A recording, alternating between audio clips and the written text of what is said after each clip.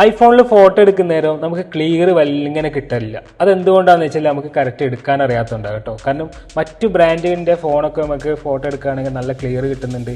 പിന്നെ ഈ ഐഫോണിൽ എടുക്കുമ്പോൾ ക്ലിയർ കിട്ടുന്നില്ല. അതെന്ന് വെച്ചാൽ നമുക്ക് ഈ ലെൻസിനെ പറ്റി ഒന്നും അറിയാത്തത് കൊണ്ടാണ്. നമ്മൾ എങ്ങനെ ഫോട്ടോ എടുക്കണമെന്ന് നമുക്കൊന്ന് പഠിക്കാം. അതായത് 3 ലെൻസാണ് വരുന്നത്. അതായത് 15 സീരീസ് 15 പ്രോ മാക്സിൻ്റെ ഒക്കെയാണ് നമ്മൾ നോക്കുന്നത്. അങ്ങനെയാണെങ്കിൽ അതിൽ 3 ലെൻസാണ് വരുന്നത്. ഒന്ന് മെയിൻ ലെൻസ്, അത് 48 മെഗാ പിക്സലിൻ്റെ ലെൻസാണ് വരുന്നത്. പിന്നെ ഒരു വൈഡ് ലെൻസ് വരുന്നത്, സെക്കൻഡ് വരുന്ന വൈഡ് ലെൻസ്.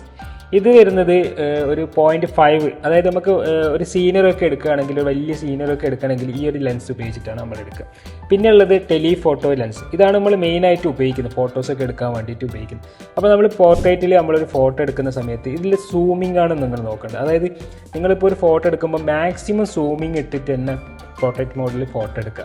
അതായത് ഈ 15 പ്രോ മാക്സിൻ്റെ മുകളിലോട്ടുള്ളതാണെങ്കിൽ ഒരു 5x, അതായത് മാക്സിമം 5xലാണ് വരുന്നത്. 5xൽ തന്നെ ഇട്ടിട്ട് ഫോട്ടോ എടുക്കുക.